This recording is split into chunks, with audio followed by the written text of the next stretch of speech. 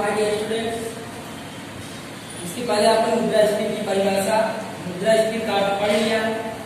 अब बात करेंगे मुद्रास्फीति के लक्षण। कौन कौन से लक्षण है मुद्रास्फीति? ध्यान दीजिए कि लगातार भाव बढ़ता है, लगातार भाव स्तर में वृद्धि। कहने का मतलब है कि लगातार महंगाई बढ़ती है। महंगाई किसी एक क्षेत्र में नहीं, हर क्षेत्र में सभी चीजों का भाव बढ़ता है। सभी चीजों की जो भाव में वृद्धि हो लगातार। कहने का मतलब बाजार में सब्जियों के दाम ज्यादा हो जाते हैं तो मुद्रास्फीति नहीं, तो मौसमी है। मुद्रास्फीति का मतलब होता है कि सभी क्षेत्रों में, कोई भी क्षेत्र, कोई भी वस्तु, सबका दाम लगातार बढ़ता है तो उसी को हम कहते हैं लगातार भाव स्तर में वृद्धि होना मुद्रास्फीति का पहला लक्षण है। अर्थतंत्र में सभी चीजों के भाव बढ़े, सभी क्षेत्र, अर्थतंत्र के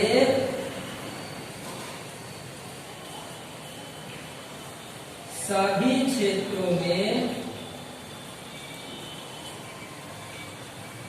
भाव बढ़े।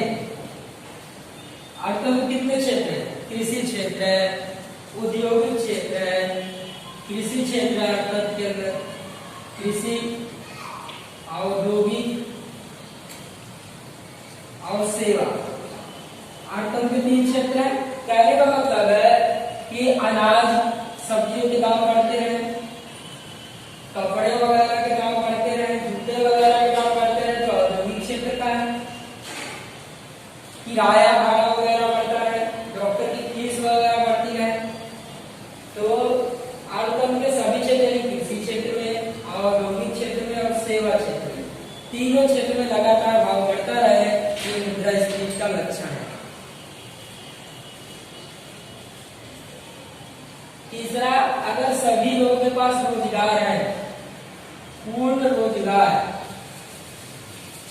की स्थिति में भी मुद्रास्फीति उत्पन्न होती है।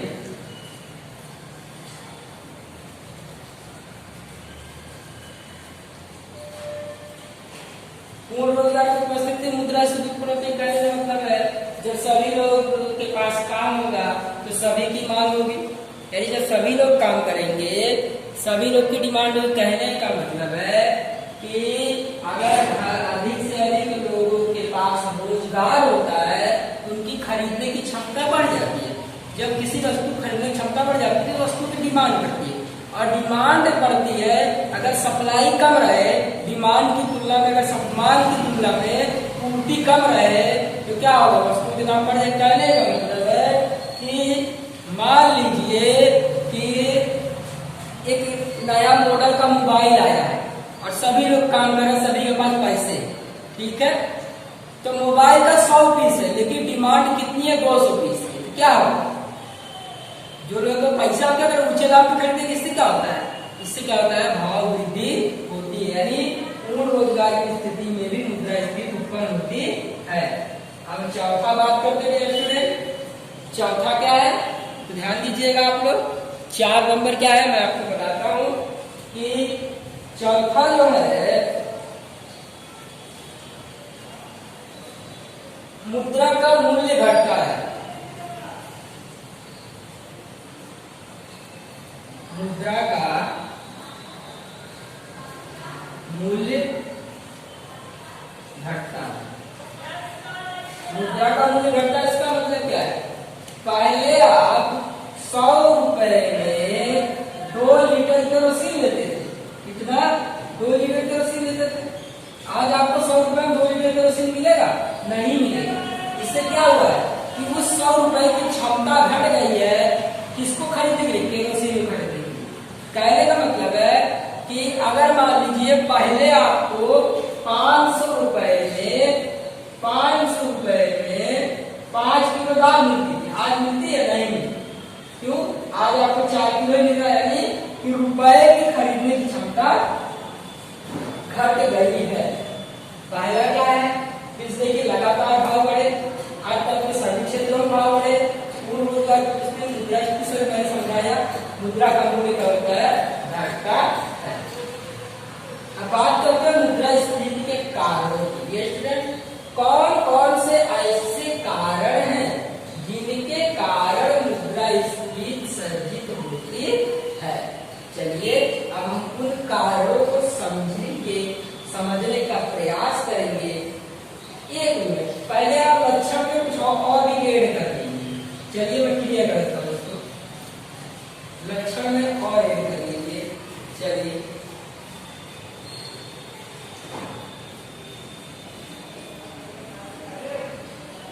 देखिए सरकार क्या करती है, टैक्स में छूट देती है, टैक्स में छूट, सब्सिडी देती है किसानों को, गैस पे भी सब्सिडी देती है, सब्सिडी इत्यादि। ये सरकार क्यों करती है? अगर सरकार टैक्स में छूट ना दे, किसानों को सब्सिडी ना दे, अनाजों के भाव क्या हो जाएंगे, काफी ज्यादा बढ़ जाएंगे। यदि सरकार क्या करती है, सब्सिडी देकर, टैक्स में छूट देकर मुद्रास्फीति जो बढ़ी हुई है उसको क्या करती है, नियंत्रित करती है। यदि सरकार उसको कंट्रोल करने का प्रयास करती है, तो टैक्स में छूट और सब्सिडी देकर सरकार मुद्रास्फीति को कंट्रोल करती है। इसे आप कहेंगे नियंत्रित मुद्रास्फीति। क्या कहेंगे डियर स्टूडेंट, नियंत्रित मुद्रास्फीति कहेंगे। क्या कहेंगे, नियंत्रित मुद्रास्फीति कहेंगे। सरकार टैक्स के द्वारा, सब्सिडी के द्वारा अगर किसी वस्तु के भाव वगैरह बढ़ते हैं तो उसको नियंत्रित करने का प्रयास करती है। इसे हम नियंत्रित मुद्रास्फीति कहते हैं। दूसरा एक कारण है कि जैसा मैंने बताया, यदि अर्थतंत्र में किसी एक वस्तु का दाम बढ़ता है, किसी एक वस्तु का दाम बढ़ता है, वस्तु का दाम बढ़ता है, बाकी वस्तुओं का दाम नहीं बढ़ता, किसी एक वस्तु का दाम बढ़ता है, बाकी वस्तु का दाम नहीं बढ़ता, ये मुद्रास्फीति नहीं है। क्योंकि मुद्रास्फीति के लक्षण में आपने क्या क्या पढ़ा था कि संपूर्ण रोजगार की उपस्थिति में मुद्रास्फीति सर्जित होती है। दूसरा लक्षण आपने पढ़ा था कि भाव लगातार बढ़ता है, सभी क्षेत्रों में बढ़ता है। तो यहाँ पर सिर्फ एक वस्तु का दाम बढ़ रहा है, तो मुद्रास्फीति नहीं है। अब तीसरा लक्षण की ओर बात कर लेते हैं। चलिए तीसरा लक्षण क्या है, अर्थतंत्र में बेकार पड़े तो वस्तु या सेवा के भाव बढ़ने के साधन कार्यरत हो जाए और उत्पादन बढ़ने से भाव घटेगी। तीसरा क्या होगा कि अगर भूमि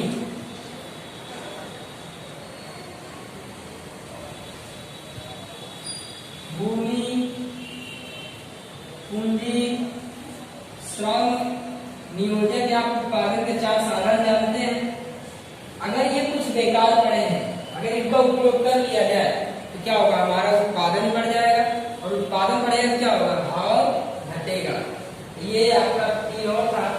चलिए अब हम आगे बात करते हैं मुद्रास्फीति के कारण।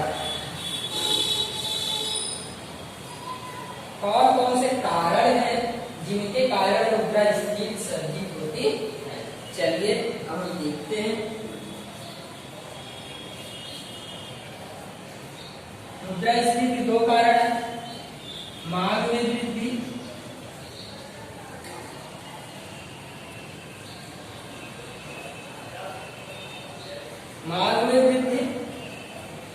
और खर्च में वृद्धि।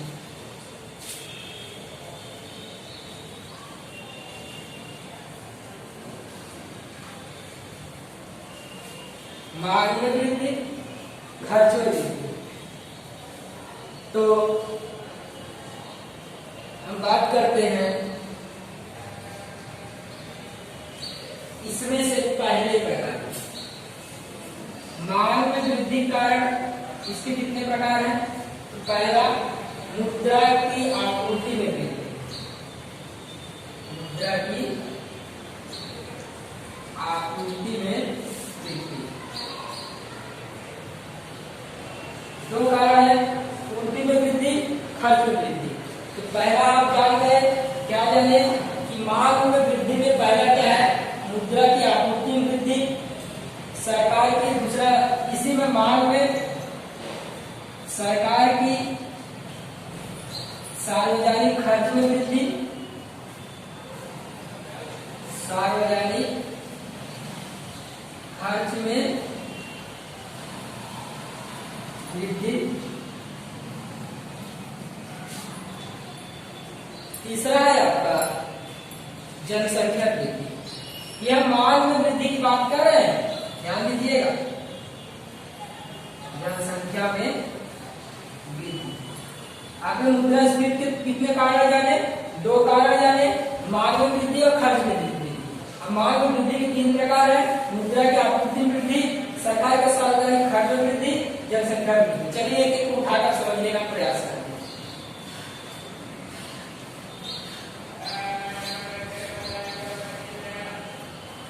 देखिए होता क्या है, अगर आप कहते हो मुद्रा की आपूर्ति बढ़ जाए, आपूर्ति बढ़ जाए पैसा लोगों के पास आने लगे, अब बैंकों में पैसा कम हो जाए, लोगों के पास पैसा ज्यादा हो जाए, तो लोग क्या करेंगे, अधिक से अधिक चीज वस्तु खरीदेंगे, और जब लोग पैसा ज्यादा होने से अधिक से अधिक लोग वस्तु को खरीदेंगे तो क्या होगा, चीज वस्तु के दाम क्या हो जाएगा, बढ़ जाएंगे। इसी करते हैं मुद्रा की आपूर्ति में वृद्धि के कारण चीज वस्तु के दाम में होने वाली वृद्धि और मुद्रा की आपूर्ति वृद्धि के कारण साधित होने वाली मुद्रा। बात करते हैं सरकार की सार्वजनिक खर्च में। अगर सरकार सड़कों का निर्माण, रेलवे का निर्माण, पुलों का निर्माण लगातार करे, उसमें क्या होगा, रोजगार बढ़ेगा, और आपके लक्षण पर आता है, जब रोजगार बढ़ता है तो लोगों की आय बढ़ती है, जब रोजगार बढ़ता है क्या होता है, लोगों की आय बढ़ती है, और जब लोगों की आय बढ़ेगी तो लोग क्या करेंगे, अधिक सारी चीज वस्तु की डिमांड करेंगे, और जब मांग ज्यादा होगी और पूर्ति कम होगी तो चीज वस्तु का दाम क्या हो जाएगा, ऑटोमेटिक बढ़ जाएगा। इससे बात का दूसरे साथ बात है, अगर 4 लोग है तो उनकी खपत कम है, जैसे ही परिवार में 8 लोग हुए उनकी खपत क्या ज्यादा हो जाएगी, जैसे जनसंख्या वृद्धि होगी उनकी डिमांड क्या हो जाएगी, बढ़ती जाएगी, और डिमांड बढ़ने से पूर्ति कम होगी, पूर्ति कम होने से क्या होगा, मुद्रास्फीति संचित होगी। अब बात करते हैं खर्च में वृद्धि। खर्च में वृद्धि कारण किस प्रकार मुद्रास्फीति संचित होती, खर्च में अगर खर्च बढ़े तो उसके कारण कैसे मुद्रास्फीति सर्जित होती है। तो देखिए अब मैं आपको बता रहा हूं कैसे खर्च वृद्धि होगा तो मुद्रास्फीति सर्जित होगी।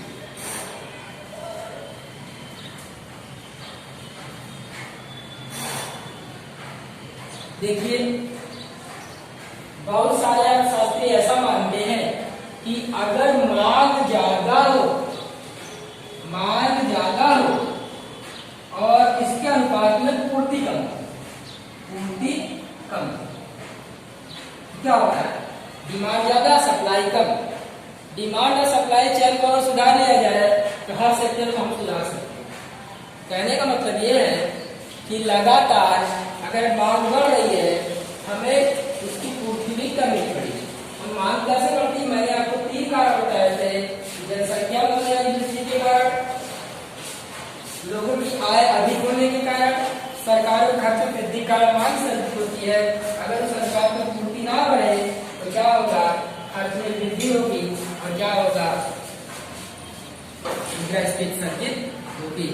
कहने का मतलब है उत्पादन के 4 साधन है, कौन कौन से, पूंजी है, श्रम है, नियोजक है और भूमि।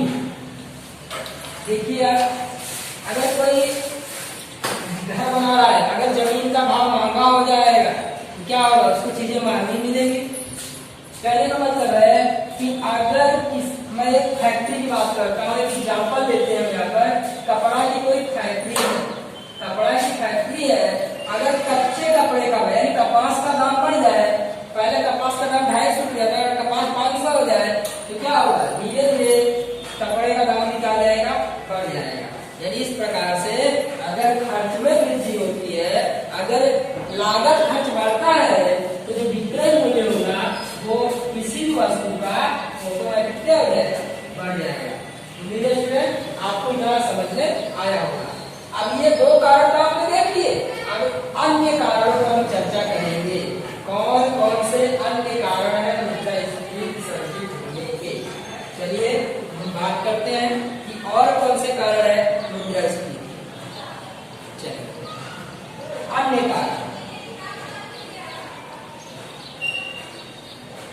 कारण कौन कौन से? तो देखिए अन्य कारणों की बात करते हैं। मांग में वृद्धि और खाद्य वृद्धि दो कारण देखा, लेकिन व्यवहार में कई ऐसे और कारक होते हैं जो मुद्रास्फीति उत्पन्न करते हैं। कैसे? तो देखिए अगर सरकार क्या करे, अगर कोई वस्तु आयात कर रही है, कोई वस्तु क्या करे, सरकार आयात कर रही है और आयात टैक्स एक्सपोर्ट ड्यूटी बढ़ा दे, आयात टैक्स क्या कर दे, बढ़ा दे, तो क्या होगा कि वस्तुओं की दाम क्या हो जाएगी, ऑटोमेटिक बढ़ जाएगी। अब देखिए यहाँ पर आप इस समय पेट्रोल डीजल महंगा है, इसका रीजन क्या है? रीजन ये नहीं कि पेट्रोल डीजल वहीं से महंगा आ रहा है, उसका रीजन ये है कि सरकार ने अपनी एक्साइज ड्यूटी को बढ़ा के रखा है। एक्साइज ड्यूटी का मतलब होता है आयात पर जो लगाया जाने वाला कर होता है। एक्सपोर्ट ड्यूटी है, एक्साइज ड्यूटी क्या किया है, बढ़ा के रखा है। और इससे क्या हो रहा है, लगातार अर्थव्यवस्था के अंदर जो भी आयातित वस्तुएं हैं उनके दाम बढ़ते जाते हैं। तो कभी कभी क्या होता है कि सरकार टैक्स वगैरह बढ़ा देती है, इसके कारण भी मुद्रास्फीति सजा। देखिए यहाँ पर मैं आपको एक कनेक्ट करता हूँ टॉपिक, जैसे पेट्रोल डीजल का दाम बढ़ेगा, मान लीजिए पेट्रोल डीजल एलपीजी सीएनजी का भाव बढ़ गया, मैं इतना मान सकता हूँ इस समय इसके भाव बढ़ेगा, ठीक है। अब देखिए पेट्रोल का दाम बढ़ा है तो लोगों का क्या होगा, परिवहन खर्च बढ़ेगा। डीजल का दाम बढ़ा तो ट्रक वगैरह रेलगाड़ी वगैरह अधिकतर डीजल या बिजली से चलती, बिजली के यूनिट का दाम बढ़ गया, तो क्या होगा, जब इनके परिवहन का दाम बढ़ेगा तो वस्तुओं की लागत बढ़ जाएगी। यदि परिवहन खर्च हमेशा जुड़ता है, आप जानते हैं, तो क्या होगा, जब यहाँ भाव बढ़ेगा तो वस्तुओं की लागत क्या हो जाएगी, ज्यादा हो जाएगी, और जब लागत ज्यादा हो जाएगी तो वस्तुएं क्या हो जाएंगी, महंगी हो जाएंगी। अब देखिए इसमें हम कुछ टॉपिक्स और है, इसको मैं खत्म करता हूँ आज के लिए, चैप्टर ही खत्म कर देता हूँ। देखिए कर नीति की बात करते हैं, कर नीति मैंने आपको बता दिया। तो अब बात करते हैं आयातित वस्तु कीमत में वृद्धि, बता दिया मैंने आपको, अभाव या कमी, अभाव या कमी ये लास्ट टॉपिक है आपका, आपका चैप्टर आज खत्म हो गया। अभाव या कमी, अभाव देखिए भाव लिखा है, आ का मतलब है कम होना, अब भाव का मतलब होता है मूल्य। अगर कोई चीज कम है, कोई संपत्ति क्या होती है, कमी वाली होती है, आप वैल्यू पढ़ेंगे। अगर कोई वस्तु कम है तो उसका मूल्य हो। हवा पानी सूर्य प्रकाश का कोई मूल्य नहीं, क्योंकि हमें निर्बाध रूप से प्राप्त होता है। निर्बाध का मतलब होता है किसी बाधा के बिना, ठीक है। तो यहाँ पर अभाव या कमी कहने का मतलब है कि अगर